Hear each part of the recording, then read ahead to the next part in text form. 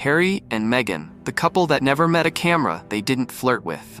Over the weekend, they heroically sacrificed another day of privacy to step into the spotlight. Support their dear friends at the annual Zajfen tennis tournament. This is an event set up to honor George, the late son of Meghan's friend, Kelly Zajfen. A day that is supposed to be steeped in remembrance, in grief, in the quiet, heartbreaking dignity of a family honoring their lost child. It is, by its very nature, a sacred, private, and deeply emotional space. Or at least it was, until the Montecito grief bombers arrived, ring lights and all. And how did Meghan choose to show her respect? By turning it into a photo op. Obviously. Did you expect anything less? Did you think, for one single solitary second, that the evil mastermind, the spotlight-hungry Z-lister herself, would attend an event, any event, let alone one soaked in real, raw human tragedy, and not make it about her? Oh, neighbors, you and I are far too wise for that. Now I know you guys are excited for more Mabsulamper.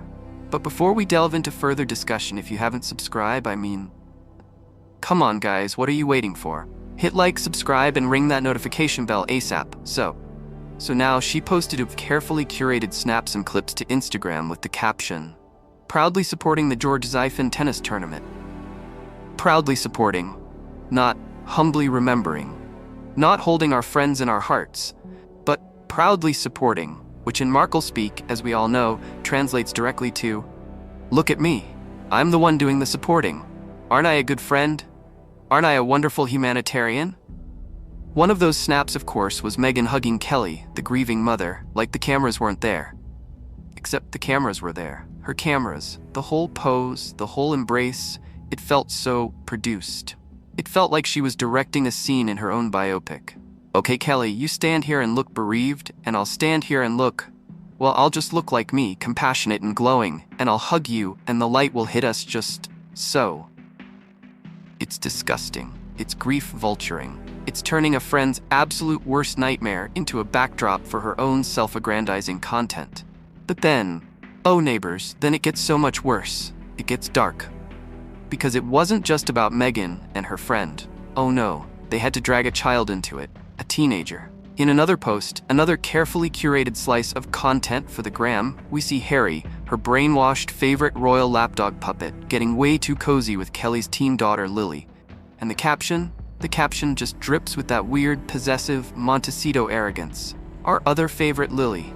Our other favorite. As if this grieving teenage girl is some sort of collectible, a companion piece to their own rarely seen daughter. As if they have any right to claim favorite status over someone else's child. And it's not just the caption, it's the photo. It's Harry, the grown man, hugging this young girl and looking directly into the camera mid-hug, staring down the lens, like he's on a red carpet, like he's hitting his mark. Let's pause for a second. Just neighbor to neighbor. Would you let your teenage daughter get hugged by a grown man who's looking directly into the camera mid-hug like that?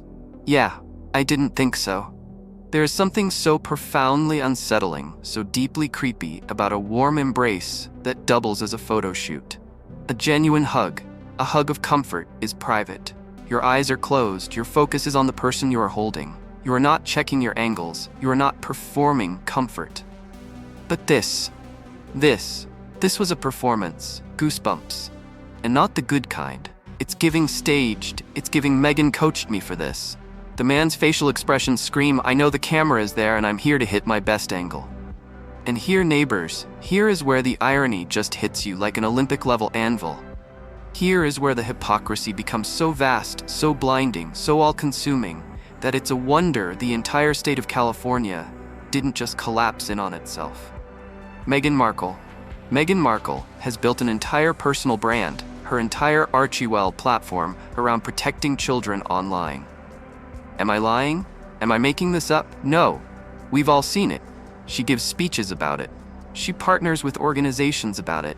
She flew to New York to sit on a panel with other grieving parents whose children were harmed or worse because of social media.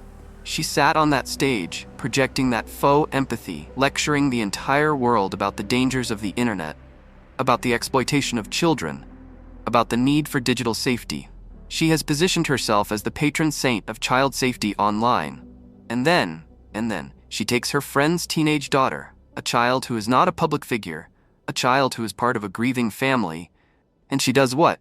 She posts her on her own Instagram grid to her millions of followers for content, for engagement, for clicks. They didn't just post the picture. Oh no, the user's prompt was right. They posted a slow-motion clip of this poor girl running across the tennis court from behind. A teenager, in slow motion, from behind, on her grid. Whose grid? The grid of the woman who lectures us about protecting children from digital exploitation. You cannot make this stuff up. Here is a golden rule of basic human decency, neighbors. It's not complicated. If you have millions of followers, you do not post other people's kids. Period. Full stop. End of story. And if you claim on every stage you can find that your life's mission is to protect children online, you especially don't double down on it for engagement. But here we are. The Harkles, in their infinite staggering hypocrisy, are doing the exact thing they lecture everyone else against.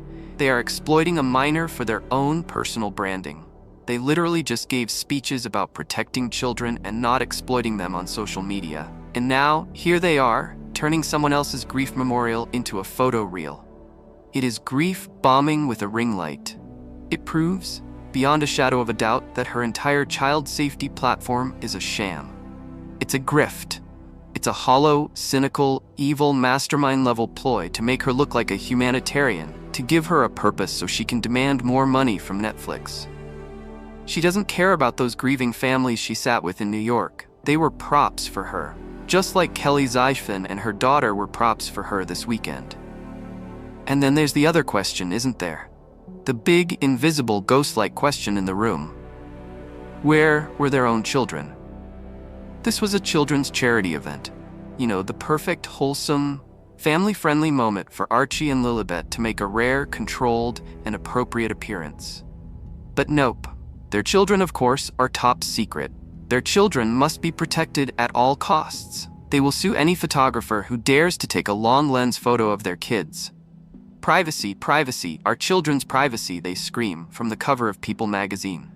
But other people's children? Oh, they're fair game. Especially if their name is also Lily. It's sick. It just proves what we've always known. Their privacy argument isn't about safety.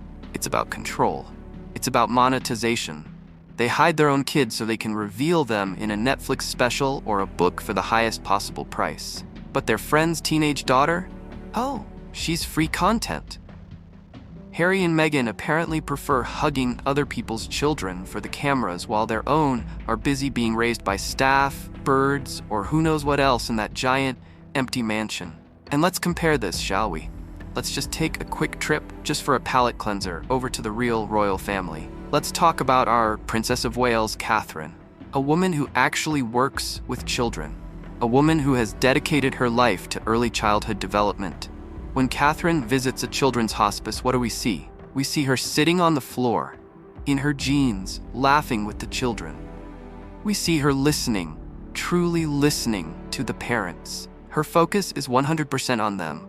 She is there to shine a light on their bravery, on the cause. She would never, ever in a million years grab one of those kids, stage a hug, and post a slow-motion video of them on her Instagram for engagement. And our Prince William, a man who actually understands grief, having lost his own mother. You see him connect with people. He crouches down, he looks them in the eye. It's real, it's human. It is the polar opposite of Harry staring down a camera lens while hugging a teenage girl. William and Catherine protect children. Harry and his puppet master wife, they use them. That is the difference between class and crass, between duty and delusion. And as if the staggering, soul-crushing hypocrisy wasn't enough, there's the outfit. Oh, the outfit. Meghan stepped out in a white halter-neck dress with dark brown flip-flops. Flip-flops. To a tennis tournament that is also a memorial. Her toes, as the prompt so brilliantly put it, looked like they were trying to file for diplomatic asylum. They were just out. It's tacky. It's Z-lister. It's I'm at a resort in Cabo, not I'm respectfully attending a function for a deceased child. This is the white twin of the navy dress she's worn before, just with the buttons actually buttoned this time. At least, she's consistent. I'll give her that. Not at home with her kids, but always at the ready with a designer outfit and, yes, a new wig. It's all part of the costume, isn't it? The compassionate friend costume. And of course, she doesn't just show up. She clings. She held hands with Kelly as if she were starring in a Lifetime special called The Clingy Koala. Apparently, holding hands is a contractual requirement in Megan's world. She did it to Harry, she did it to her mother. She does it to everyone. She can't forge a natural, normal human connection, so she just glues herself onto someone's hand, like a desperate 11-year-old at recess who's terrified of being left out. It's not for their comfort, it's for hers. It's a physical act of marking her territory, of making sure everyone and every camera knows that she is the chief comforter. The whole thing, from top to bottom, is a masterclass in staged authenticity. Meghan and Harry aren't attending events anymore, neighbors. They're producing content. And this time, they didn't just find another red carpet. They found a tennis court, a place of private grief, and they turned it into their personal brand runway. Cringe. Thy name is Sussex. That's just my view from over the garden fence. But honestly, am I wrong? Have you ever seen such breathtaking two-faced hypocrisy in your life? To lecture the world about child safety and then pull a stunt like this? What did you think of that photo of Harry? Did it make your skin crawl too? Let me know all of your thoughts in the comments below. I promise you I read every single one, and I need to know I'm not the only one who sees this for exactly what it is. And if you haven't already, do be a darling and hit that subscribe button and the little bell so you and I can catch up on the next episode of this truly rotten royal soap opera. Until next time, neighbors, mind the gap and look after each other. Ta-ta, and bye for now.